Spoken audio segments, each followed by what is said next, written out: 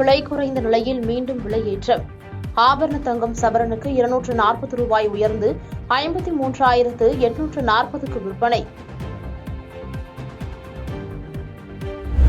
கடலூர் அருகே அம்பேத்கர் சிலை மீது பெட்ரோல் குண்டு வீச்சு. 4 இளைஞர்களை கைது செய்து போலீசார் விசாரணை.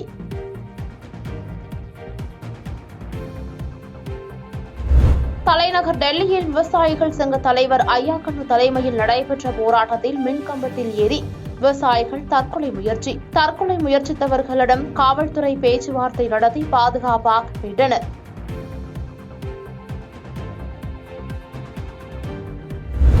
அரவிந்த் கெஜ்ரிவால் கைது செய்யப்பட்டதை கண்டித்தும் சிறையில் அவருக்கு இன்சுலின் மறுக்கப்பட்டதற்கு எதிர்ப்பு தெரிவித்தும் ஆம் ஆத்மியினர் போராட்டம் நடத்தியவர்களை வலுக்கட்டாயமாக கைது செய்தது டெல்லி போலீஸ்.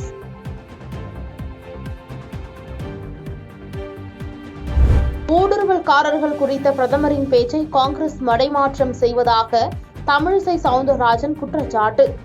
சில நாட்களாக காணாமல் போயுள்ள ராகுல் காந்தி வெளிநாட்டிற்கு சென்றிருக்கலாம் என்றும் தமிழிசை தகவல்.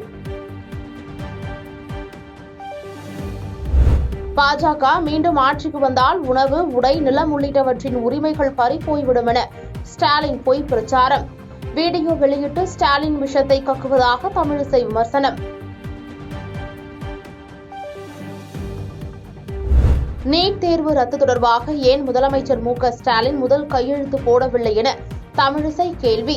உச்சநீதிமன்றத்திற்கு எதிராக கையெழுத்து போட்டால் தலையெழுத்து என்னவாகும் என ஸ்டாலினுக்கு தெரியும் என்று பேட்டி. ஊழலை மறைக்க காங்கிரஸ் வன்முறையை தூண்டியதாக பிரதமர் மோடி குற்றச்சாட்டு. பாஜக ஆட்சியில் நக்சல்வாதமும் ஊழலும் கட்டுப்படுத்தப்பட்டுள்ளதாகவும் பிரச்சாரம். இந்திய தேர்தல்கள் குறித்து மேற்கத்திய ஊடகங்கள் பெரும் சத்தம் கிளப்புவதாக அமைச்சர் ஜெய்சங்கர் கண்டனம். வெயிலில் ஏன் தேர்தல் நடத்துகிறார்கள் என்று வாக்காளர்களாகவே மாறி கேள்வி எழுப்புவதாகவும் பேட்டி. மக்களவைத் தேர்தலில் பாஜக வெற்றி பெற்றால் முன்பதிவு செய்யும் அனைத்து ரயில் பயணிகளுக்கும் இருக்கை கிடைப்பது உறுதி செய்யப்படும். இது மோடியின் கேரண்டி என ரயில்வே துறை அமைச்சர் அஸ்வினி வைஷ்ணவ் தகவல். 9ஆம் வகுப்பு வரையிலான மாணவர்களுக்கு இன்று முதல் கோடை விடுமுறை. வெயிலை பொறுத்து பள்ளி தேதி அறிவிக்கப்படும் என தகவல். திருப்பதி ஏழுமலையான் கோயிலில் ஜூலை மாதத்திற்கான டிக்கெட் இன்று வெளியீடு. 300 ரூபாய் டிக்கெட்கள் காலை 10 மணி முதல் இணையதளத்தில் வெளியிடப்படும் என தேவஸ்தானம் தகவல். உடல்நலக் குறைவால் ஓய்வெடுத்த ராகுல் காந்தி இன்று முதல் மீண்டும் தேர்தல் பிரச்சாரம். மகாராஷ்டிரா மாநிலம் அமராவதி மற்றும் சோலாப்பூரில் பொதுக்கூட்டங்களில் பேச இருப்பதாக காங்கிரஸ் தகவல். இந்தியா என்பது கூட்டணி அல்ல, பாஜகவை எதிர்க்கும் கட்சிகளுக்கான தளம் மட்டுமே. கேரள முதலமைச்சர் பினராயி விஜயன் கருத்து.